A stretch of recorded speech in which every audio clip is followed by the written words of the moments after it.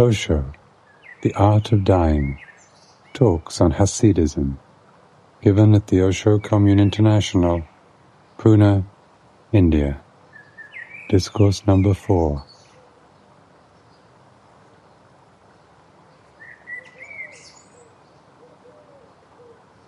The first question. Something has happened to me through you, but it is something which is inexpressible. What is that? I don't know. But even then, it is there.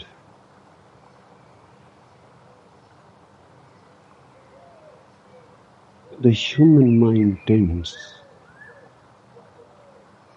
to convert every experience into a question. That's a very destructive step. Please avoid it. Here near me, the whole purpose is to know that which is not knowable, to know that which is not expressible, to know that which cannot be put into words. When it starts happening, don't make a problem out of it. Don't create a question out of it. Because your very questioning will become a stopping. Then your mind had started something else. Then you are distracted. When it starts happening, enjoy it. Love it. Be nourished by it. Savor it. Dance it, sing it, but don't make a question about it. Just be it and allow it total space. It will grow. It needs a space in you to grow. Don't be in a hurry to make a theory out of it. Theories are very dangerous. They can kill the child in the womb. The moment you start thinking in terms of analyzing, knowing what it is and what it is not, and comparing and labeling, you are moving towards an abortion. You will miss something that was going to grow. You killed it. Don't be suicidal. Don't be analytical. Just allow it. Feel its presence, but not with the mind. Feel its presence with your totality. Let your heart be open to it. And it will grow. And in that very growth, by and by, understanding will come. Understanding is not going to come through analysis, through thinking, through brooding, through logic.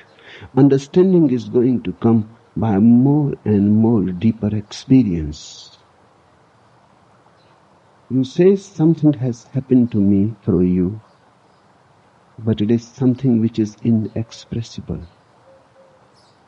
Let it be so. Be happy, you are blessed.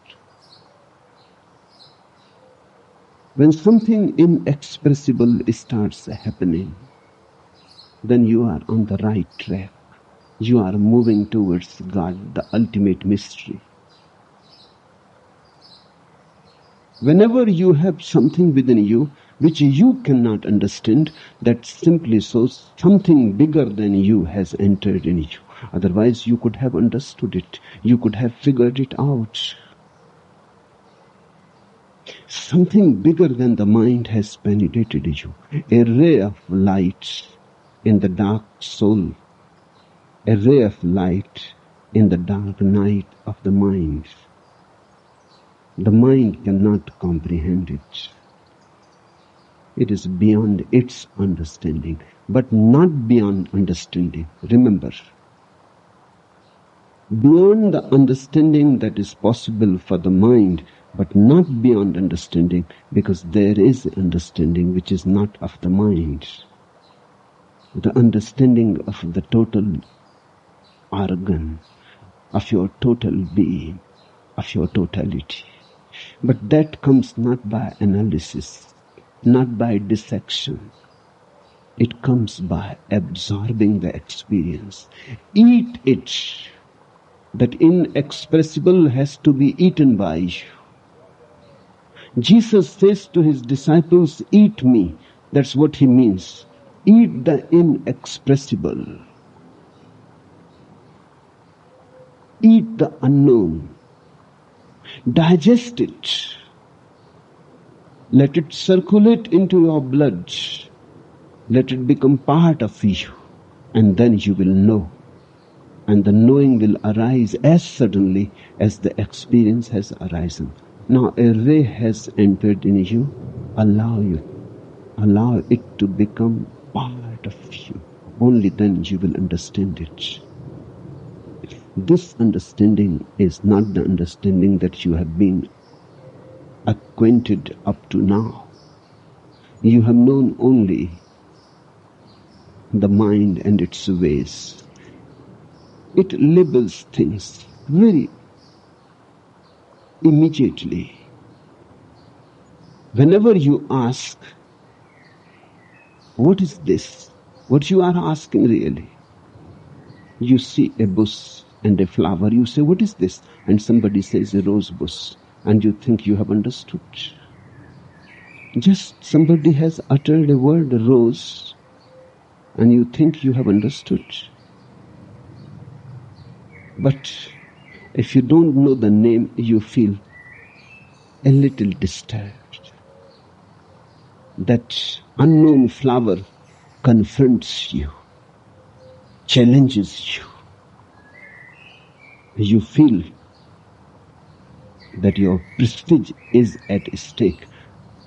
Because that unknown flower continuously says to you, you don't know me.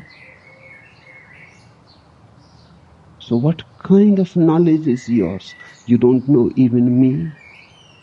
That flower goes on hitting hard in you. You start feeling disturbed. You want to know so that you can finish with this challenge. You go to the library, you look at the books, at the Encyclopedia Britannica, you find out what is the name of this rose. It is rose, okay. You have labeled it. Now you can go at ease. But what have you done? Just by putting a word on the rose bush, do you think you have understood it? You have lost one opportunity of understanding. You have lost one great challenge. Because remember well, the name rose is given by man to the rose bush. The rose bush does not know the name at all. If you talk about the rose bush to the rose bush will not understand it. What you are talking about, what nonsense you are talking about. The rose bush has no name as far as the bush itself is concerned. The name is given by others, given by people like you who cannot tolerate the unknowable anywhere. The unknowable is such an uneasy thing, so uncomfort it creates. You see somebody, you say, who is this man? And then somebody says he is a Chinese or a African or a Japanese, and you are getting at ease. What you have known just by saying that he is a Chinese. There are millions of Chinese. 800 millions. And no other Chinese is like him. In fact, nothing exists like the Chinese. There are millions and millions of Chinese, each individual, unique, different. Each has his own signature, his own being. What have you understood by labeling a man? He is a Chinese. But you feel at ease. What religion he belongs to? He is a Buddhist. Another label has come into your hands. You know a little more now. To what party he belongs? He is a communist. Still, few labels you gather, and then you think you have known the man. Is knowledge so cheap as the mind thinks? Labeling is not knowledge. Labeling is a way to avoid the opportunity that was open. You could have known the man if you have got involved with him. You could have known the rose bush if you have meditated alone with it. If you have allowed its fragrance to enter into your nostrils and into your heart. If you have touched it with love. If you a communion with this rose bush, you may have known something. I don't say you can know the rose bush totally. If you can know a single rose bush totally, then you have known the whole universe. Because in the single rose bush, the whole universe is involved. The sun and the moon and the stars, and the past and the present and the future. All time and all space is converging on that small rose flower. If you can know it in its totality, you would have known the whole universe. Then nothing is left behind. Each small thing is so great. And when something like an unknown flower starts blooming within you, don't be in a hurry to dissect it. Don't put it on the table and cut it and start looking for the ingredients. Enjoy it. Love it. Help it to grow. A grace has descended upon you. You have become a Hasid. That is the meaning of Hasid. Grace.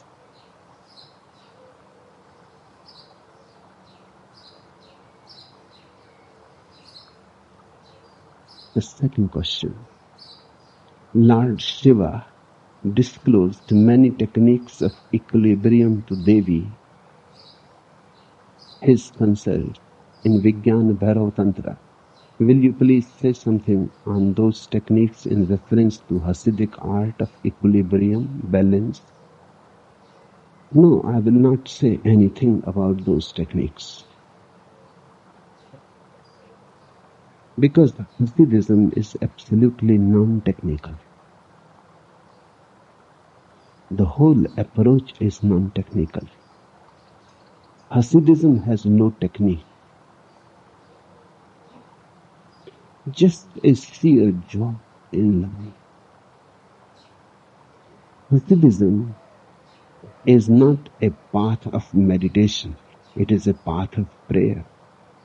Prayer has no technique. Meditation can have millions of techniques. Because meditation is a scientific approach towards inner reality. Hasidism is not science, it is an art. Hasidism does not believe in techniques but in love. Remember well, the technological mind is a mathematical mind.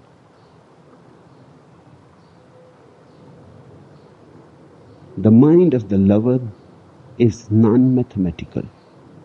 The mind of the lover is the mind of a poet. Love is a romance, not a technique. Love is a dream, not a technique. Love has a totally different approach to life. Hasidism has no techniques. It has no yoga. and no tantra in it. It simply says, trust life, trust God.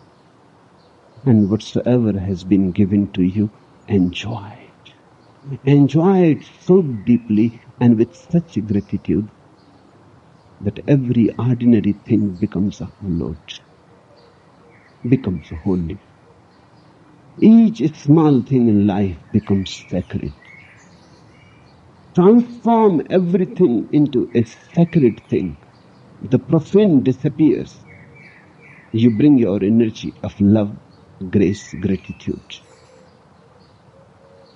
Love is not a technique, so nobody can teach you how to love.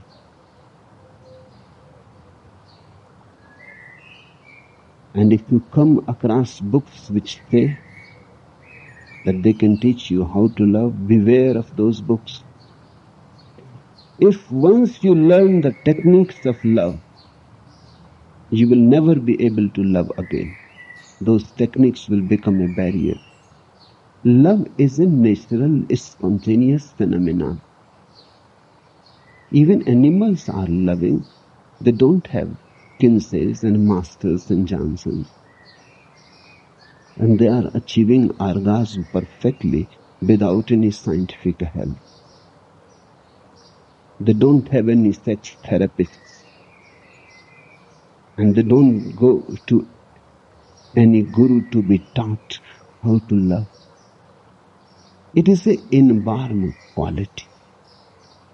Each being born brings it with himself. There are few things which you bring with your birth. A child is born. Nobody can teach the child how to breathe. If it depended on teaching, then nobody will be able to be alive. Because time will be needed to teach the child. He would have first to be sent to the school, taught language, disciplined, and then finally, after at least 7, 8 or 10 years, we will be able to teach him how to breathe. Because he won't understand even the word breathe. No, it doesn't depend on any teaching. The child is born with the capacity to breathe. That is inborn. It is as inborn as a flower on a bush. It is as inborn as water rushes towards the ocean. Naturally.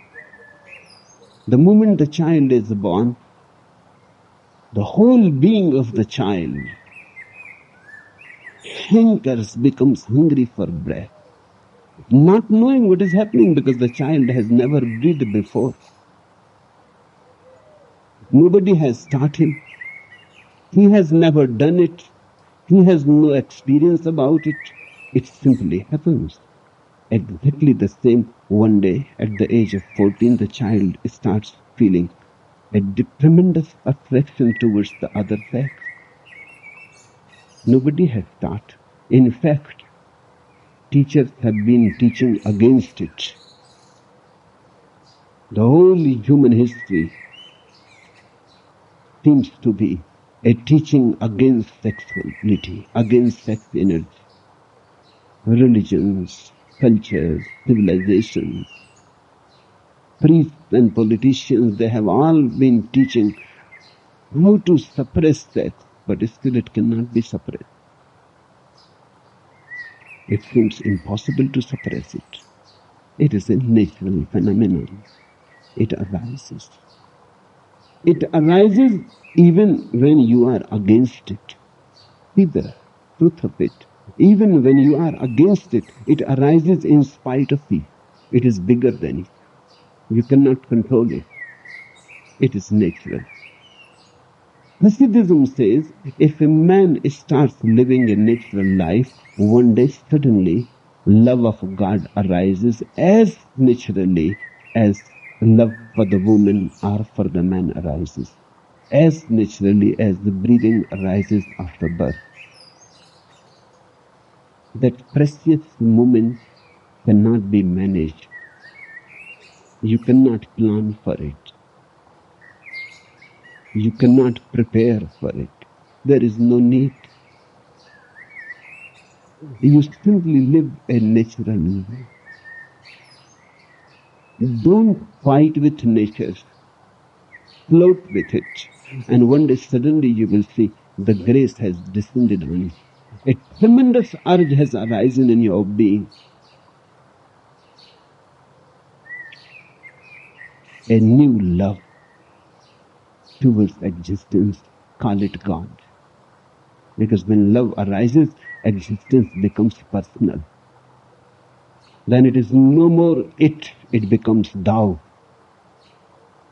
Then it is a relationship between I and thou. Hasidism simply says, don't be unnatural and prayer will be born on its own account. It has no techniques. And that's the beauty of it. If you have missed the natural flowering of prayer, then techniques are needed. Meditation is a substitute for prayer. It is second to prayer. If you have missed prayer, then meditation is needed. If the prayer has arisen in you, then there is no need for any meditation. Prayer is spontaneous meditation. Meditation is prayer with effort. Prayer with technique is meditation. Prayer without technique, or meditation without technique is prayer. Hasidism is the religion of prayer. That's why in Hasidism there is no renunciation. A Hasid lives the natural life that God has conferred on him. Wherever God has placed him, he lives, he loves, he enjoys the small pleasures of life. And once you start enjoying the small pleasures, the total accumulative effect is a great bliss in your being. This has to be understood.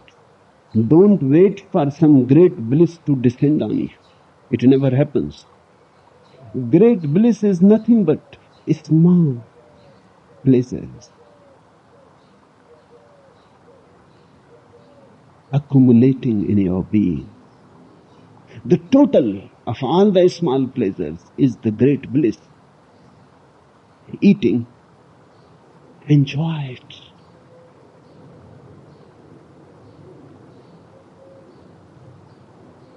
Drinking, enjoy it. Taking a bath, enjoy it. Walking, enjoy it. Such a beautiful world, such a beautiful morning, such beautiful clouds. What else you need to celebrate? The sky full of stars. What more you need to be prayerful? The sun rising from the east.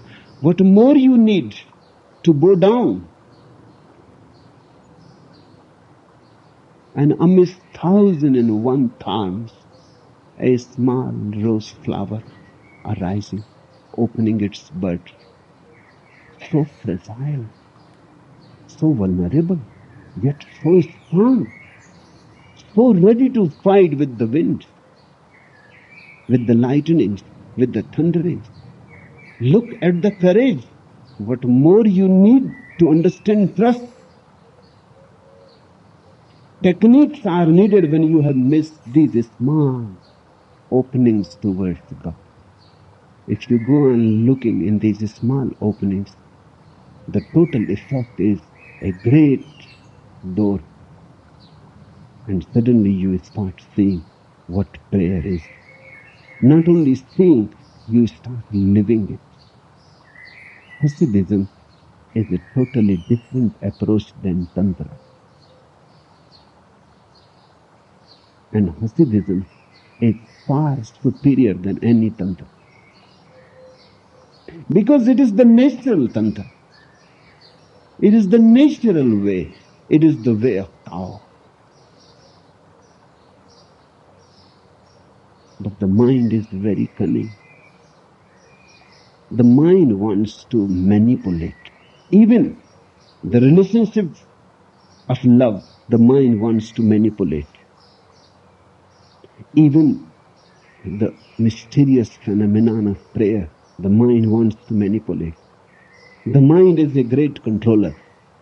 The obsession of the mind is to control everything, not to allow anything beyond control. Hence technique. The mind is always asking for technique, and the mind goes on planning for every possibility. If you plan for every possibility, if you manage for everything on your own, you never give a chance to God to penetrate, to take control on His soldier. You never allow God to help. You think you have to be independent. You think there is no other way than self-help. You remain unnecessarily poor. A small child was playing around his father, and the father was sitting in the garden. And the small child was trying to pull up a big rock. It was too big and he could not do it. He tried hard, he was perspiring. And then the father said, "You are not using all your energies." The child says, "Wrong. I am using all my energy and I don't see what more can I do." The father said, "You have not asked me to help, and that too is your energy. I am here sitting and you have not asked me to help. You are not using your all energy." A man who lives through techniques may think he is using all his energy, but he has not asked for God's help. A man who is simply meditating with a technique is a poor man. A Hasid is tremendously rich because he is really using all his energy. A Hasid is open. A technique-oriented mind is a closed mind. It goes on planning everything. If your plans are fulfilled, then too you will not be happy because they are your plans. They are as small as you are. Even if you succeed, you will be a failure. Even in your success, you will have the taste of frustration. Because what you will get? Or if you fail, of course, then you are frustrated. When you fail, you are frustrated. When you succeed, then too you are frustrated. Open yourself to the divine. You live naturally, not trying to improve, not living through ideas, not living through moral discipline, just living a natural life. Nature should be your only discipline. And whatsoever is natural is good. Because that's how God wills it to be, wants it to be. If you can accept your life with such gratefulness that this is how God wants it to be. If He has given sex to you, He has given sex to you. He knows better. You need not try to enforce any celibacy on yourself. A enforced celibacy is ugly, more ugly than a natural sex. And if you accept natural sex, you will find beyond a certain point, natural sex becomes natural celibacy. Then brahmacharya arises. Then you start living in a totally different way, but it comes floating with the river of life. Do you see a river descends from the mountains, moves thousands of miles, then one day disappears into the ocean? If the river were a great thinker and it started thinking about that this is going downward, I should not do that. My abode is on the mountains. A river first is just snow peaks of the Himalaya. There is the abode. And I am falling. This is sin. Falling down in a glacier, moving towards the earth from the height of the heaven. If rivers were thinkers, they will get crazy because this is going down, descending into hell. But rivers are not thinkers. They are very fortunate. They accept it. It was God's will to be on the hilltop. It is His will now to explore the depth. And a person who really wants to know the height has also to know the depth. Otherwise, he will not be able to know. Depth is the other part of the height. Higher the peak of the mountain, deeper is the valley. If you want to know the tree, you have to know the roots also. The tree goes upwards and roots go downwards. And the tree exists between this, the upward movement and the downward movement. This is the tension that gives life to the tree. The river moves, trusting, not knowing where she is going. She has never gone before. And she has not a road map available, no guide to guide. But she goes trusting. If this is how it is happening, it must be good. She goes singing and dancing. And then one day, every river, whether it runs towards the east or whether it runs towards the west or the south or the north, makes no difference. Every river finally, eventually reaches the ultimate, disappears into the ocean. In the ocean, she has attained the final depth. Now the journey is complete. She has known the peak of the Himalaya. Now she has known the depth of the ocean. Now the experience is total. Now the circle is complete. Now the river can disappear into nirvana. Now the river can disappear into moksha. This is what liberation is. A Hasid lives like a river. He trusts.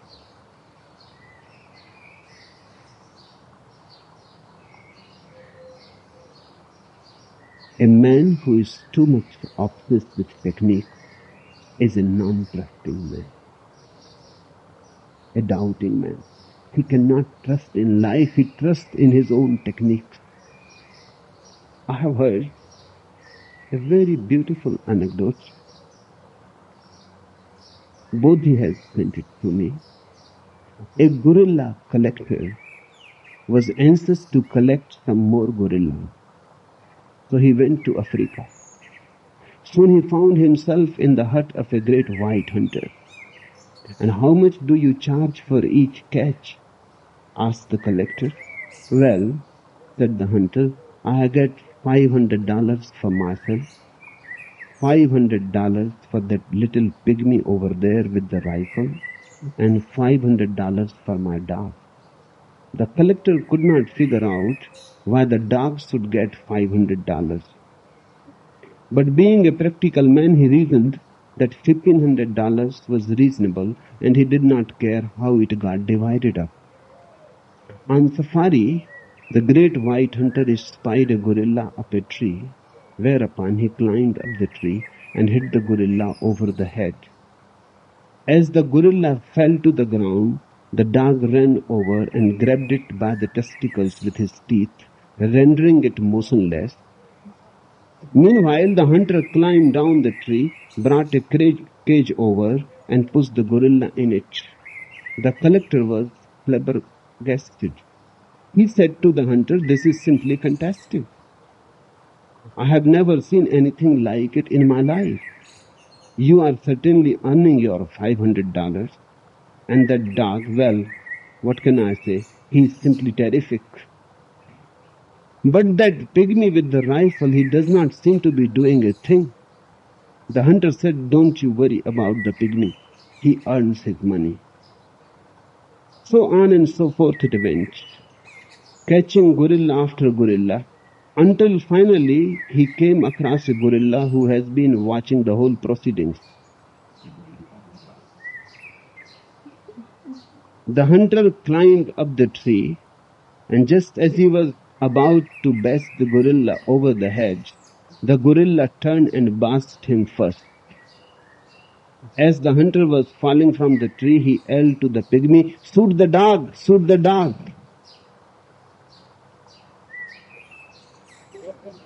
Now, this is the technique-oriented mind. It arranges for everything, for every possibility. It does not leave a loophole in his system.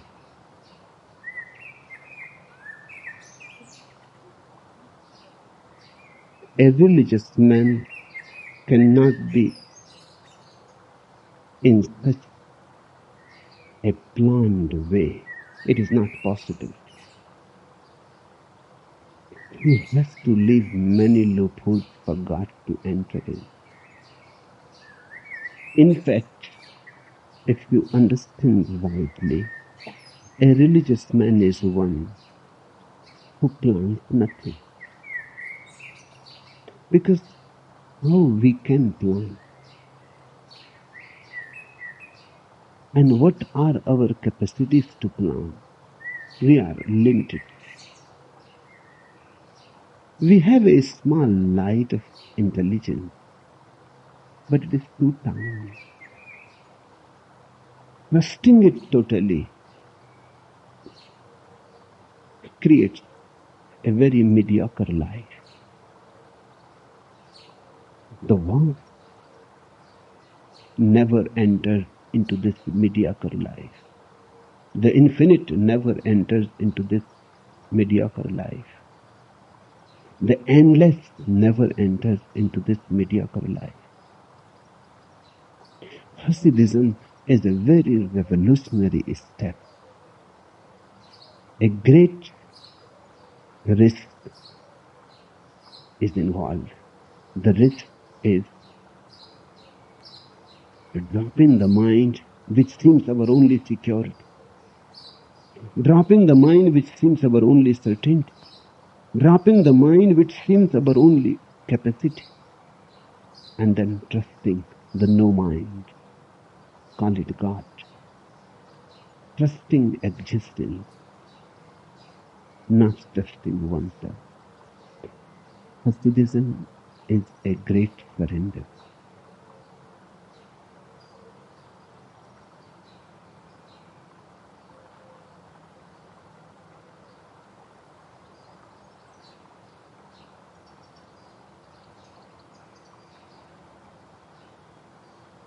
The third question, Bhagavan, only one master at a time.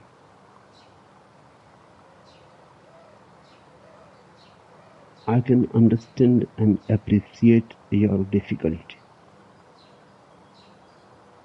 I am talking about too many masters and too many paths and too many doors. And it is natural you may start getting confused. But you can get confused only if you cling to my word.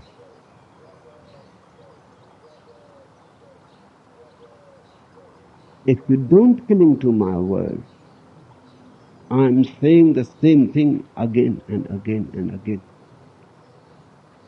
Words may be different.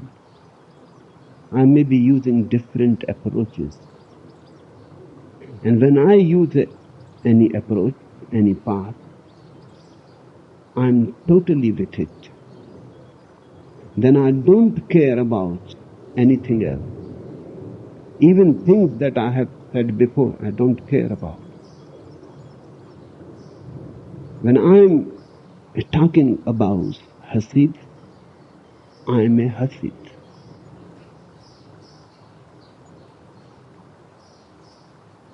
And then I'm totally involved in it. That's the only way to reveal its secret to you. If I remain uninvolved, if I remain without any passion, if I am just a spectator, a professor, just explaining things to you, it won't give you the insight that is intended. It won't give you the vision. Then you will collect information and you will go home. You will become more knowledgeable, but not wise. So whenever I am speaking about any master or any path or any scripture, I am totally with it. My involvement is absolute. In those moments, nothing else exists for me. Then I am in passion. I am passionately in love with that teaching. Of course, I can understand your difficulty, because when I say passionately that Hasidism is the way, you become disturbed, because one day I was saying Tantra is the way. Another day I was saying Zen is the way.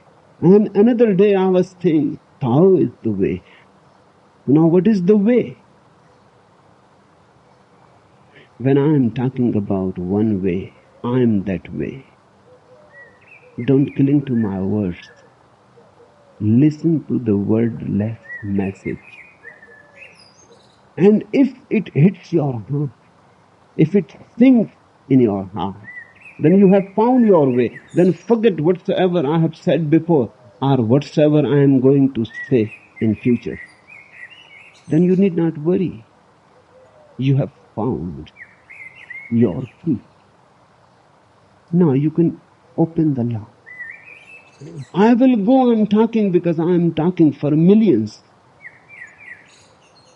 When you have found your key, you enjoy whatsoever I say, but you don't get again and again disturbed by it. You have found your key. Now I must be talking for somebody else who has not yet found his key.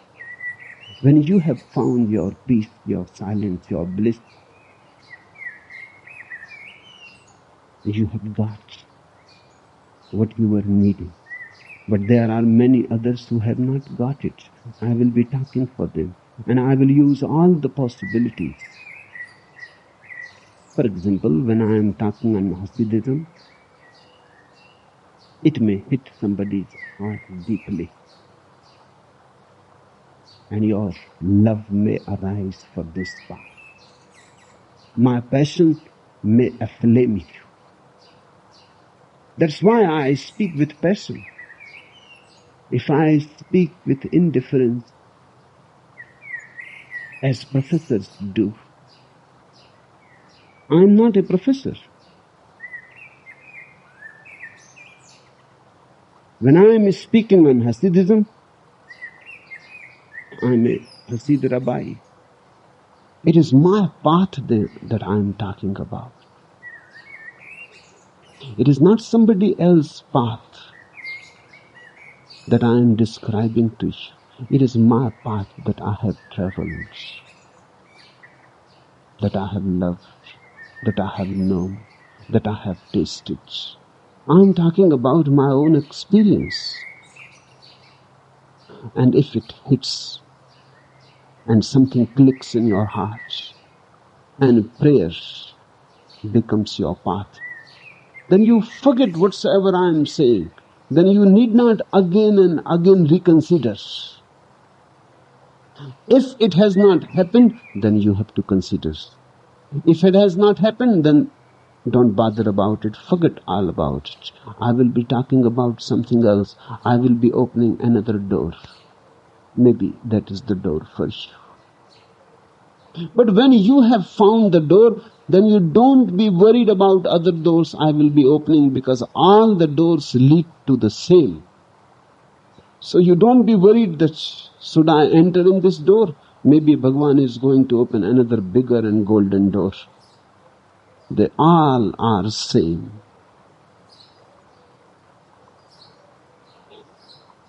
And the door that you have fallen in love is the golden door for you. Now there is no other door.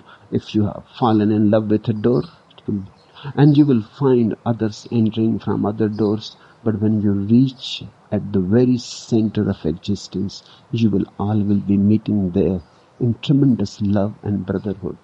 Somebody will be a Hasid, and somebody will be a Zen monk, and somebody will be a Tibetan Lama, and somebody will be a Sufi, and somebody has come through sitting silently, and somebody has come dancing, but in deep brotherhood.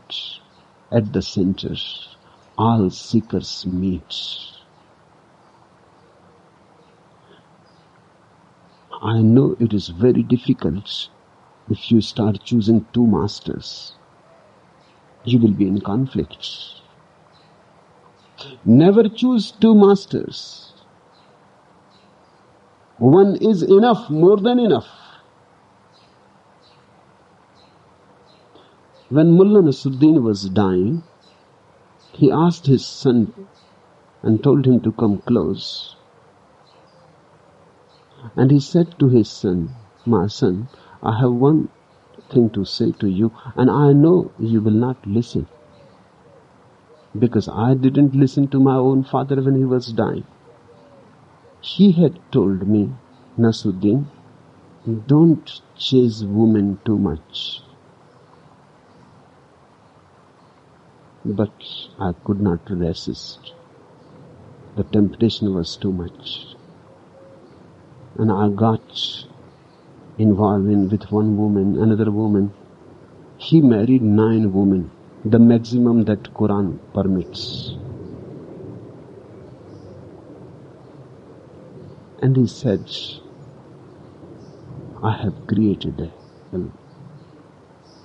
I suffered much. I know you won't listen, but still I am saying, because now I am departing and there will be no chance to say to you. I know you will fall in love with women, but at least remember one thing from your old man. My son, one at a time, one at a time. At least do that much. One at a time.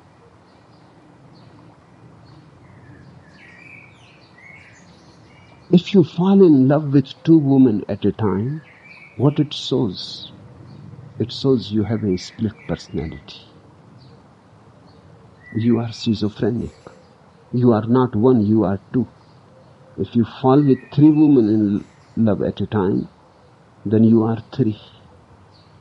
And there are people who fall with any woman they see in love. Whosoever is passing, suddenly they are in love. Every woman is their love object. They are a crowd. You can count how many persons live in you by counting the woman you fall in love simultaneously. That's a very beautiful way to measure how many persons live in you. Very easy criterion. But to fall in love with one woman makes you a unity, gives you a unison. You become total. You become sane, because then there is no conflict. I have heard the bride and bridegroom stepped into the hotel elevator, and the pretty girl operator said, "Hello, darling," to the bridegroom. Not another word was spoken until the couple alighted at their floor, when the bride exclaimed, "Who was that hussy?" "Now, don't you begin anything," said the bridegroom quite worriedly. "I am going to have enough trouble on my hands explaining you to her tomorrow."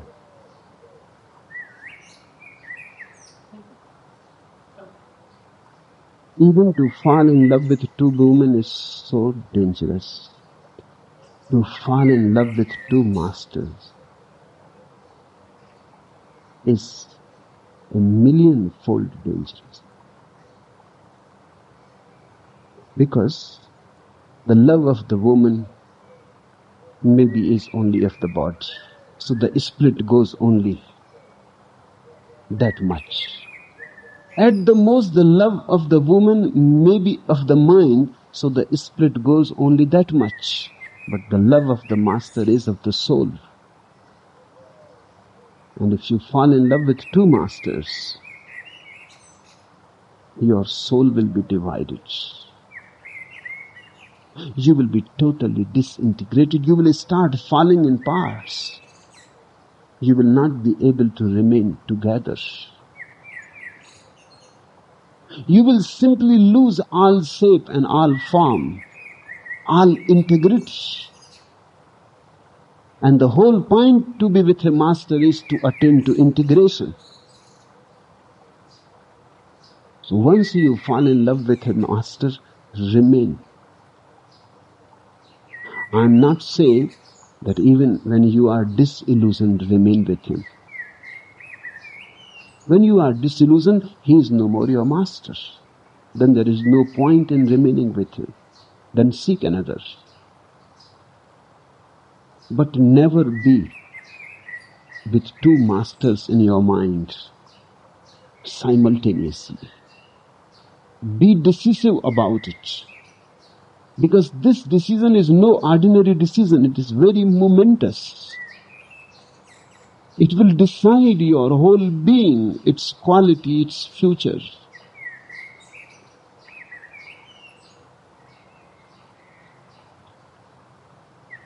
The third question.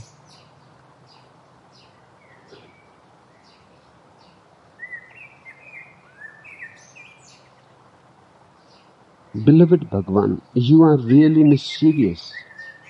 You tell us that you want to break our houses so that we can enter in your house. But I have seen it. Your house has no floor, no walls, no ceiling. So I go on looking from the porch, grabbing onto a pillar, afraid to be sucked in.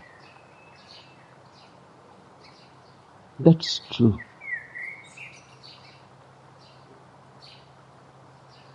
My whole effort is to trick you in. To trick you in for something you have never desired. A disciple and the master are in a great conflict. A great struggle goes on.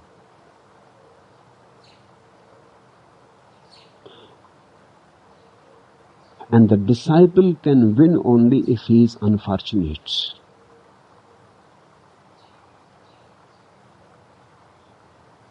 If the master wins it, the disciple is blessed, very fortunate.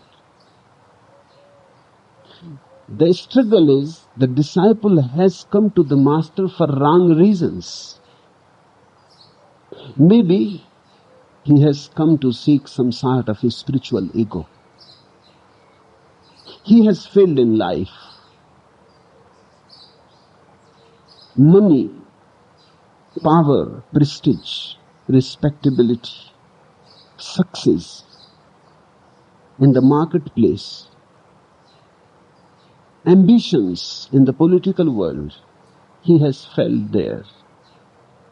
He could not attain to a very peak of his egoistic journey. He could not become a president or a prime minister. Now, life is running out of the hands and he wants to be somebody. It is very, very uncomfortable to remain a nobody. Finally, people start seeking and searching into the dimension of religion. There it seems easier. There it seems easier to attain to a certain ego, a certain crystallization of the ego. At least you can become a Rajneesh sannyasi. So simple. And you can feel great. You can feel that you have become special. The so-called religious people are trying to attain something which they have not been able to attain in the world. Sometimes by austerities, asceticism. Somebody fasts for days together. He becomes special. Nobody can fast that much. He may be a masochist. He may be a self-torturer. He has to be. Or he may be suicidal. He has to be. But he starts getting respect from people. He is a great Mahatma. He fasts so much. He is against the body. He is against comfort. He can lie down on a bed of thorns, or he can stand for years, or he can sit on a pillar in a desert for years, just sitting there on a pillar. Very uncomfortable. He cannot sleep. He cannot rest. But then he attracts people. Suddenly, he has become very important. Even those prime ministers and presidents that he wanted to become and failed and could not become, start coming to him. Because they think if such a great ascetic can bless them, they can rise more into the world of power. Now he feels very much gratified, contented. Now the ego is at the supermost. Even kings and prime ministers and presidents are coming to him. The disciple comes for wrong reasons. Or a disciple has come to attain a certain sort of peace because he is in much turmoil. Why he wants to attain to peace? He wants to attain to peace so that he can work out his ambitions in a better way. Just the other day, I was looking at an advertisement of Maharishi Mahesh Yogi's transcendental meditation. It promises everything. A good job also. Proficiency in your work. Health. Mental health. Physical health. Longevity. Everything that a man can desire, it promises. It is a long list. economic, spiritual, social, physical, psychological, all benefits.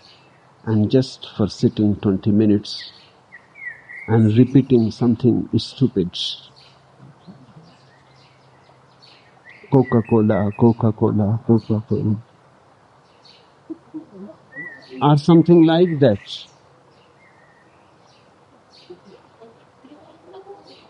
So simple. And that's why it is said that you should not tell about your mantra to anybody, otherwise they will laugh. It has to be kept private. If you say to somebody that I repeat Coca-Cola, Coca-Cola, they will think you have gone mad. So a mantra has to be kept absolutely private. Anyway, you will keep it private because it will look so absurd to tell to anybody. Just for 20 minutes repeating any nonsense word, and you get so much benefits, it appeals to the mediocre mind immediately. This Maharishi Mahesh Yogi's meditation is neither meditation nor transcendental.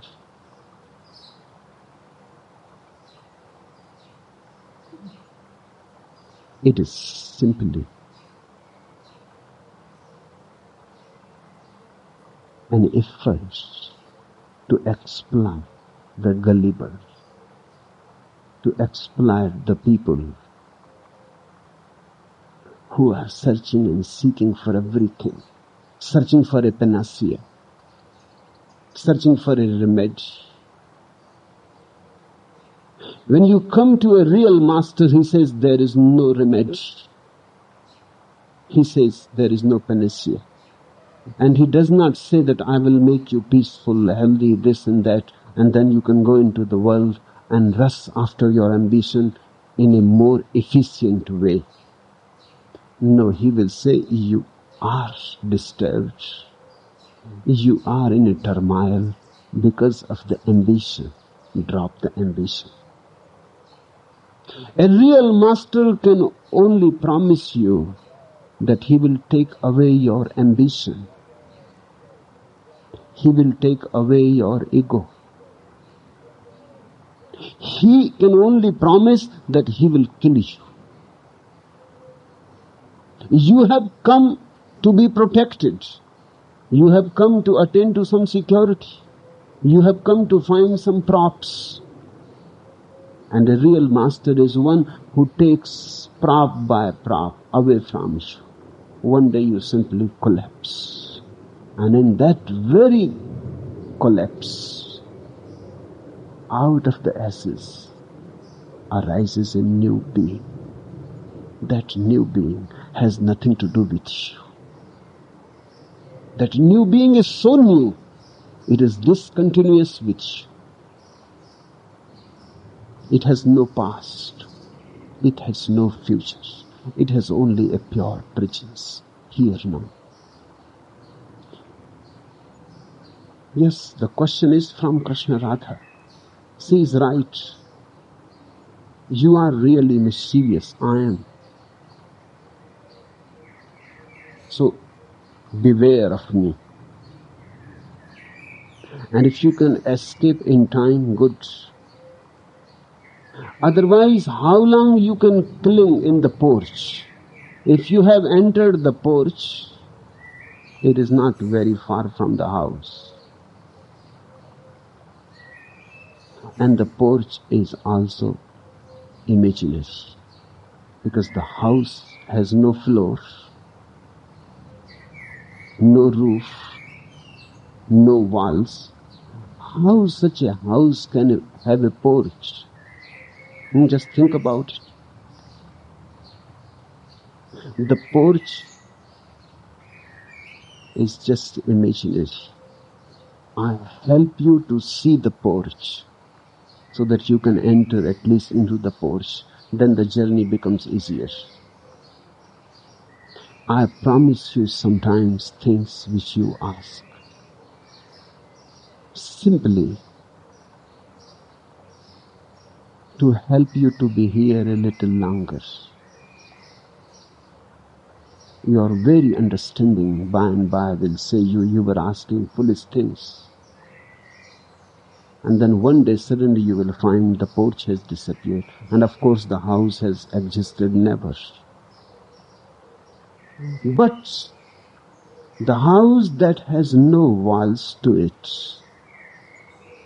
and no roof, and no floor, is the house of God, because the very sky is its roof, and the very earth is its floor. And the no boundaries are its boundaries. Yes, I am not taking you into any house which has boundaries, because then that house will prove again another imprisonment. It will be another prison. Maybe a little more comfortable, a little more decorated, maybe a little more furnished in a modern way and a modern style, but still a prison. My house is the house of freedom. Exactly, it is what Radha says. Your house has no floor, no walls, no ceiling. So I am looking from the porch, grabbing to a pillar. Look again, the pillar exists not.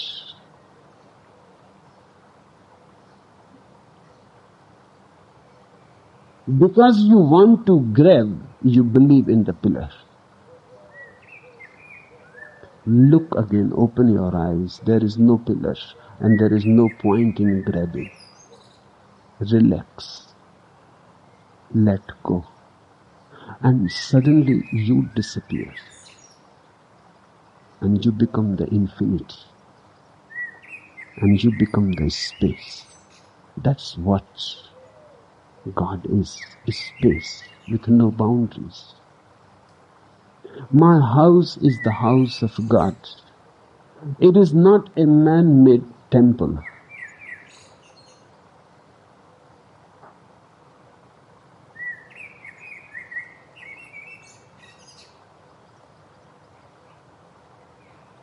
I have heard an anecdote. Two office workers had a drink or two at a midtown bar. After the labors of the day, one offered a third round, but his friend refused, saying he had better get home and explain to his wife. Explain what? Asked the friend. How do I know? I am not home yet. Don't go on standing in the porch. You will not know by standing in the porch. Come home. Disappear in this infinity that I am making available to you. And only then you will know. And there is no need for any explanation then. No need for any theory then. No need for any rationalization then. Because the experience itself is self-evident proof. You have lived in small houses, in small dark cells up to now. And you cannot believe that one can live in such absolute freedom. You have lost the capacity to be free. That capacity has to be relearned.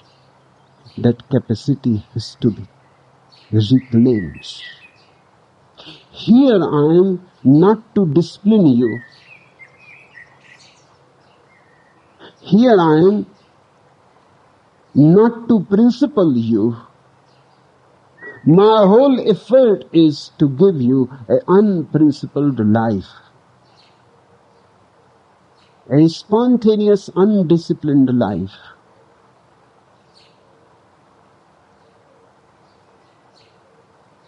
the only gift that I can present to you is freedom. And freedom has no walls to it. It is as infinite as the sky. Claim the whole sky, it is yours.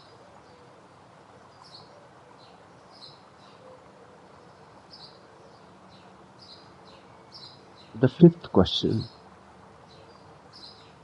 who can become a better disciple, a learned fool or an unlearned fool? And for the intelligentsia, please explain your dictum, blessed are the fools. I don't see any intelligentsia here. Except blessed fools. Maybe the questioner can be excluded. Pandit Swami Yoga Chinmaya. He can be excluded. But otherwise, I don't see any intelligentsia here. There is a very strange saying of Muhammad that heaven is mostly occupied by fools. When I came across it, even I was surprised. I had never expected Muhammad to be so revolutionary. Tremendous saying. What he means by it, that heaven is mostly occupied by fools. But by and by, looking at you, I felt he is right. Here also, it is mostly occupied by fools. Let me explain to you how many types of fools there are.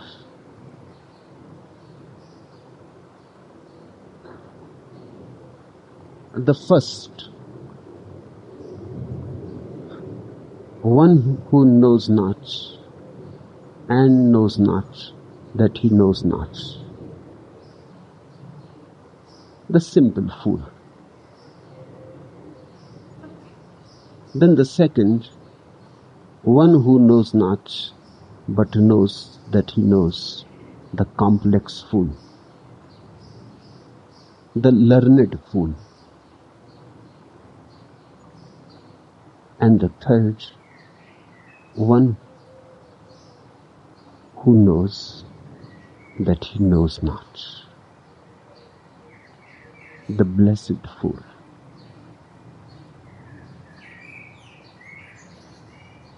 Everybody is born as a simple fool. And that is the meaning of simpleton. Every child is a simple fool. He knows not that he knows not. He has not yet become aware of the possibility of knowing. And that is the meaning of the Christian parable of Adam and Eve. God said to them, don't eat the fruit of the tree of knowledge. Before that accident of eating the fruit of the tree of knowledge, they were simple fools. They knew nothing. Of course, they were tremendously happy. Because when you know not, it is difficult to be unhappy. Unhappy needs a little training. Unhappiness needs a little efficiency to create it. Unhappiness needs a little technology. You cannot create hell without knowledge. How can you create a hell without knowledge? Adam and Eve were like small children. Every time a child is born, an Adam is born. And he lives for few years. at the most 4 years. And that time is becoming less and less every day. He lives in paradise because he knows not how to create misery. He trusts life. He enjoys the small things, pebbles on the shore or seashells, and gathers them as if he has found a treasure. Ordinary colored stones look like Kohinoors. Everything fascinates him. The dewdrops in the morning sun, the stars in the night, the moon, the flowers, the butterflies. Everything is a sheer fascination. But then by and by he starts knowing a butterfly is just a butterfly. A flower is just a flower. There is nothing much in it. He starts knowing the names. This is rose, and that is champa, and this is chameli, and this is lotus. And by those names become barriers. The more he knows, the more he is cut off from life as such. He becomes heady. Now he lives through the head, not through his totality. That is the meaning of the fall. He has eaten of the tree of knowledge. Every child has to eat the fruit of the tree of knowledge. Every child is so simple that he has to become complex. That is part of the growth. So every child moves from simple foolishness towards complex foolishness. There are different degrees of complex foolishness. Few people only matriculate. Few people become graduates. Few become postgraduates. Few become doctors and PhDs. There are degrees. But every child has to taste something of knowledge because the temptation to know is great. Anything that is standing there unknown becomes dangerous, a danger. It has to be known. Because with knowledge, we will be able to cope with it. Without knowledge, how we are going to cope with it? So every child is bound to become knowledgeable. So the first type of fool necessarily, out of necessity, has to become the second type of fool. But from the second, the third may happen, may not happen. There is no necessity. The third is possible only when the second type of foolishness has become such a burden. One has carried knowledge too much to the extreme. One has become just the head and has lost all sensitivity, all awareness, all living. One has become just theories and scriptures and dogmas and words whirling around in the mind. Then one day, if the person is aware, one has to drop all that. Then he becomes the third type of fool, the blessed fool. Then he attains to a second childhood. Again, he is a child. Remember Jesus saying that in my kingdom of God, only those will be welcomed who are like small children. But remember, he says like small children. He does not say small children. Small children cannot enter. They have to learn the ways of the world. They have to be poisoned into the world. And then they have to clean themselves. That experience is a must. So he does not say small children, he says those who are like small children. That word like is very significant. It means those who are not children and yet are like children. Children are saints, but their sainthood is only because they have not experienced the temptations of sin. Their saintlyhoodness is very simple. It has not much worth in it because they have not earned it. They have not worked for it. They have not yet been tempted against it. The temptations are coming sooner or later. 1,001 temptations will be there and the child will be pulled in many directions. I'm not saying that he should not go in those directions. If he inhibits himself, represses himself from going, he will remain always the first type of food. He will not become part of Jesus' kingdom. He will not be able to fill Muhammad's paradise. No. He will simply remain ignorant. His ignorance will be nothing but a repression. It will not be unburdening. First, he has to attain to knowledge. First, he has to sin. And only after sin and knowledge and disobeying God and going into the wilderness of the world, going astray, living his own life of the ego, he will become capable one day to drop it all. All will not drop. So all children move from first foolishness towards second, but from the second only few blessed ones move to the third. Hence they are called blessed fools. The blessed fool is the greatest possibility of understanding because he has come to know that knowledge is futile. He has come to know that all knowledge is a barrier in knowing. Knowledge is a barrier in knowing. So he drops knowledge and becomes a pure knower. He simply attains to clarity of vision. His eyes are empty of theories and thoughts.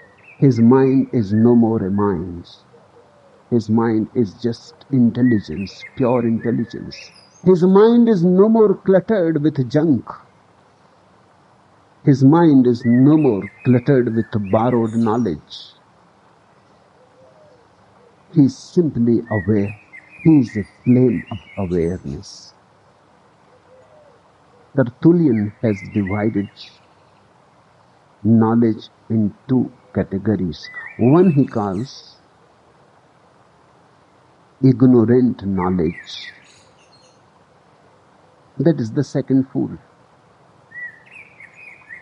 The ignorant knowledge. The Pandit knows and yet does not know. Because he has not known it as his own experience. He has listened, memorized. He is a parrot, a computer at the most. Just yesterday I received a letter from a sannyas in Ninad from America. He says, Bhagwan, I am very happy, and in the office where I work, the computer every morning welcomes me. The computer says, Swamiji, Namaste. Now he is very happy. And he knows well it is computer who is saying Swamiji, Namaste. There is nobody. But even the word makes him happy. He knows it is just machine. There is nobody. There is no heart in it. Nobody is saying it. When a Pandit speaks something, he is a computer. He says, Swamiji, Namaste. It is parrot lie. The Tertullian says, this is the knowledge which is really not knowledge, but ignorance in the garb of knowledge, ignorance in the disguise of knowledge.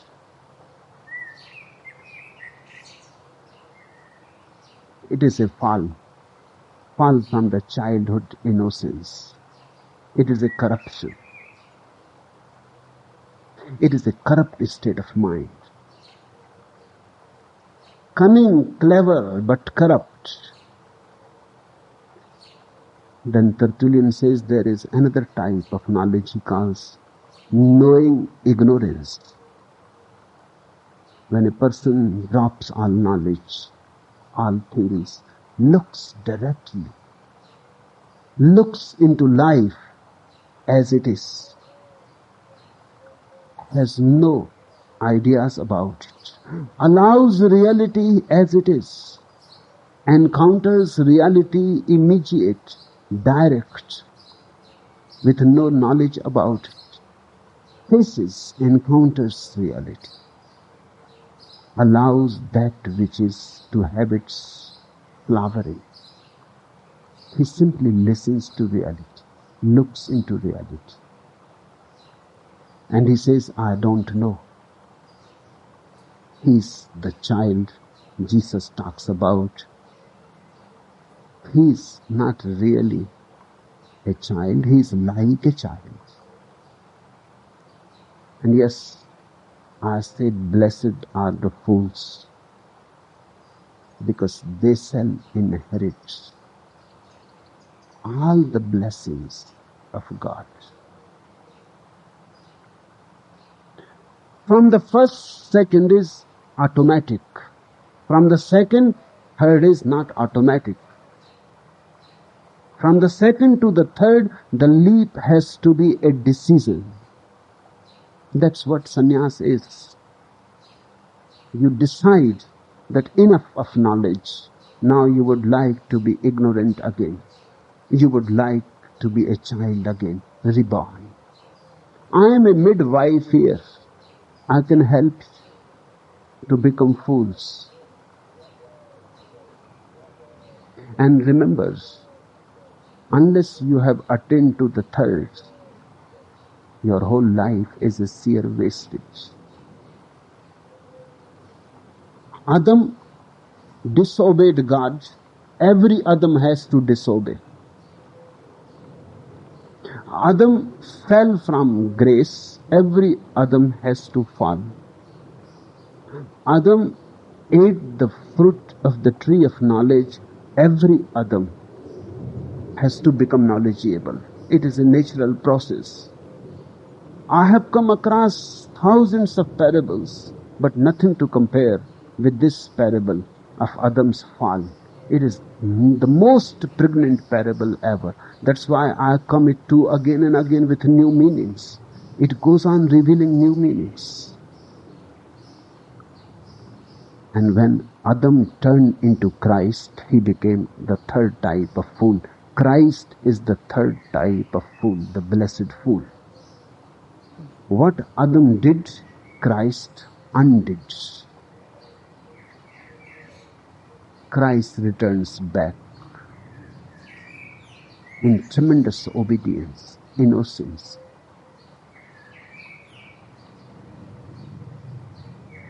The rabbis, the Jewish religious people, the priests of the temple of Jerusalem, they were learned fools. They could not tolerate Jesus. The learned fools are always disturbed by the blessed fools. They had to murder because his very presence was uncomfortable. His very presence was such a pinnacle of peace, love, compassion, and light that all the learned fools became aware that their whole being is at stake. If this man lives, then they are fools. And the only way to get rid of this man is to destroy this man. So again they can become the learned people of the race. Socrates was killed by other knowledgeable people. Mansur was killed by other knowledgeable people. There has been always a great conflict whenever the third type of fool arises in the world. All the pundits gather together. Their whole business is at stake. All that they know, this man says, is foolish. And they also know deep in their hearts that it is foolish because it has done nothing to them. No bliss, no benediction has come out of it. They are as they always have been. Their knowledge has not touched their heart, has not become a transformation at all. They know it deep in their hearts, but that's why they become even more uncomfortable. They want to destroy such men because the very possibility of such a man, and they are nobodies. Without Jesus, they were the great priests of the temple. With Jesus, suddenly they are nobodies. In the presence of Jesus, there is God Himself. All the priests feel their glory has been taken away. From the second to the third, only very courageous people take the jump. It is a quantum leap. The religion is only for the very courageous. In fact, for daredevils. It is not for cowards.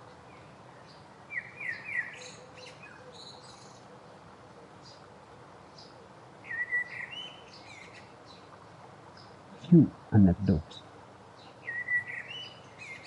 The elderly man who liked his drink, was learned and bookish, was hailed before the bar of justice in a country town. "You are charged with being drunk and disorderly," snapped the judge. "Have you any reason why sentence should not be pronounced?" Man's inhumanity to man makes countless thousands more, began the prisoner in a flight of oratory. Man's inhumanity to man makes countless thousands more. I am not so debased as Poe, so profligate as Byron, so ungrateful as Keats, so intemperate as Burns, so timid as Tennyson, so vulgar as Shakespeare. So, that's all that will do, interrupted the judge. 90 days, and officer, take down those names he mentioned and round up those guys also. They are as bad as he is. Now the judge is the first type of the fool. And the judged is the second type of the fool. And the earth is mostly inhibited by these two types of fools. The third type, a Jesus, a Buddha, rarely happens. The Indian term for fool is Buddhu. It comes from Buddha. When Buddha renounced his kingdom, and many people started following him, the whole country was in a turmoil. And people started saying to others, "Don't be a Buddhu, don't be a fool, don't follow this man." Those who follows Buddha, people started calling them Buddhus. He is a Buddha, he is a fool because he renounced the kingdom. Who else will renounce the kingdom? People hanker, desire, dream for the kingdom, and he has renounced it. He must be a fool. The third type is a very rare phenomenon, but it happens. And if you are courageous enough, you can take the jump.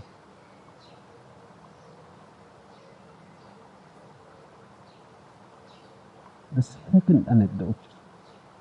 When somebody tells me that he did the best he could, and I figure that it was not good enough, I put this fellow in the same class as the motorcycle cop who stopped a motorist and he started to write a ticket.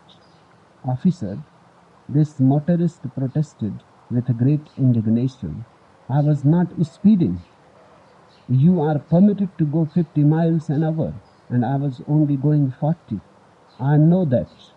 The motorcycle cop answered defensively, but I can't catch up with the really fast ones. The third fool is very fast. Where angels fear to tread, there too he goes unheeded. The third fool is very fast. That's why I call his leap the quantum leap. The third fool rushes out of sheer courage and energy. The second fool is not so courageous. He goes on collecting pieces from here and there. He has not that much courage of that great speed. He borrows knowledge. Rather than knowing it himself, he borrows. That way it is cheaper. And you can purchase wholesale.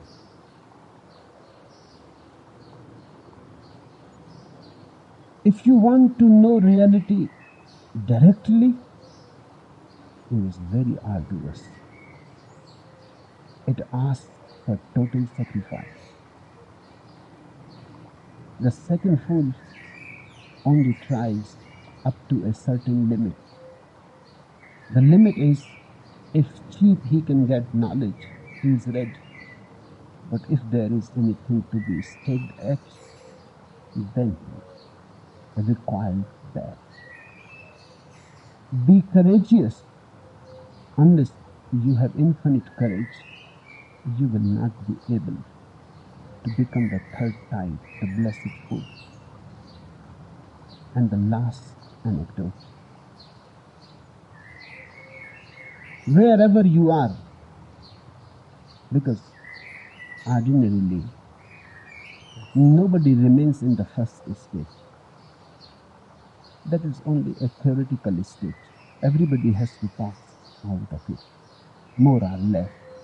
Difference is of degrees, of quantity but not quality. So people are almost always found in the second category. And from the second to the third, remember this rule. Don't have a closed mind. Be like the old maid who caught a burglar in her room. He pleaded with her, "Please, lady, let me go. I aunt never did anything wrong." The old maid answered him, "Well, it is never too late to learn." And that's what I would like to say to you. If you are in the second category, if you think you are the intelligentsia, then it is never too late to learn. Knowledge you have enough. Now learn knowing. Knowledge clutters the mind as dust gathers on the mirror. Knowledge is not knowing.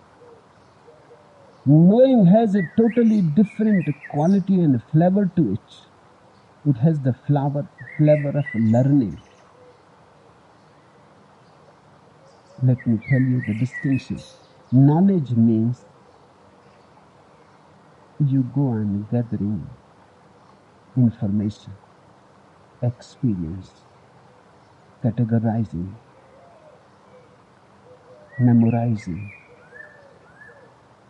Learning means you don't gather anything. You simply remain available to whatsoever is happening or going to happen. Learning is a state of open mind. The more you know, the more you become closed. Because then you cannot avoid that knowledge that you have. It comes always in between. If you are listening to me and you are a knowledgeable man, a pandit, then you cannot listen to me directly, simply. You cannot listen to me. While I am speaking, you are deep inside judging, evaluating, criticizing. There is no dialogue. There is a debate. You may look silent, but you are not silent. Your knowledge goes on revolving, and it destroys everything that I am saying. It distorts. And whatsoever reaches to you is not the real thing. Whatsoever reaches to you is only that which your knowledge allows to reach. A learning mind is one who listens attentively with no interference from the past, who is just an opening, a mirror-like phenomenon, simply reflects whatsoever is. If you start learning, you will attain knowing. And knowing will help you to see that you don't know at all. A person who has come to know reality becomes aware of his ignorance. He knows that he knows not. In this knowing ignorance, the mutation, the transfiguration, the revolution.